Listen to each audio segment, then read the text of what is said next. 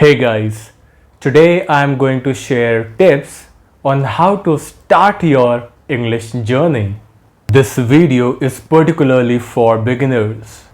There are tons of courses in the market, tons of books, tons of videos and workshops, but you are confused about which one to follow. I have made this video which will answer all your queries. This video will give you insights of how you can start practicing English and adopt it into your daily lifestyle.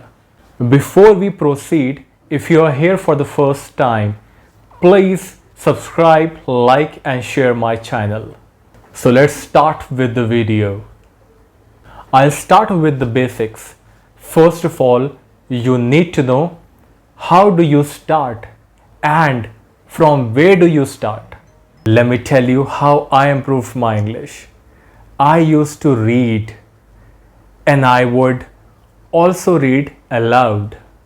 I really enjoyed short stories and comics, and they were mostly in English. That really got me into reading English novels. And slowly I started reading thick novels. That helped me to learn new words. So guys, first thing should be is to read.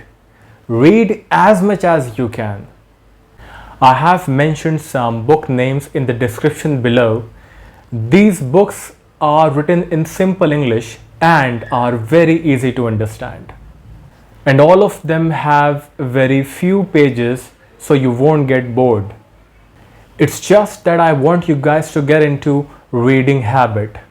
Guys, do you know that reading aloud is such a great habit that I overcame my stammering problem. So, if a guy who had a stammering problem can work in an MNC and teaches more than 2 lakh students, so imagine how good this habit is. Moving on to the topic, now you have to pick a random book with least pages and try to read one chapter in one go. And keep a highlighter or a pencil with you while you are reading. So while you are reading, mark or highlight the words which you aren't aware of. Once you have read the chapter, then see the words which you must have underlined while reading it, and write them down in a notebook or a diary. Once you have read the chapter, see the meanings of the words which you must have underlined while reading, and now write them down in a notebook. You also have to maintain a dedicated notebook for it, notebook or a diary. Now you try to understand those sentences where those words had come which you had underlined.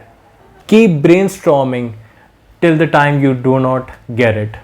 Once you have understood the whole chapter, read the same chapter aloud. You have to follow the same routine at least for a couple of months. Consistency is the key. Trust me, this is the best practice of improving English. And please don't go by those courses or ads which say learn English within 30 days or 60 days. No, you cannot learn a language in 30 days. That is not at all possible. Guys, understand, learning a language takes time. Having said that, I will say that you can certainly increase your learning speed and shorten the learning duration. So moving on to the second step, to choose a random topic to speak on.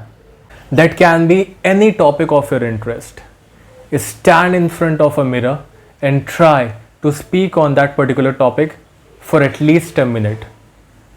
No matter how many pauses you take, how many mistakes you make, it doesn't matter.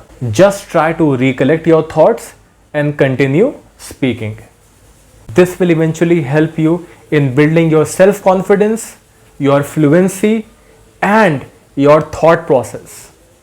While you are implementing both mentioned steps, you need to start watching good English movies and series.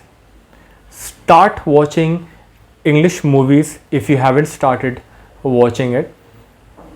Start watching them with the subtitles first. Once you start getting their accent and start getting what they are saying, what kind of conversation that they are having, and what kind of words that they are exchanging while having a conversation, start watching the movies or series without subtitles. This practice will certainly improve your listening skills. Third step, you need to learn tenses. Yes, you have to learn tenses. You don't really need to delve into it, but you have to know the basics of tenses.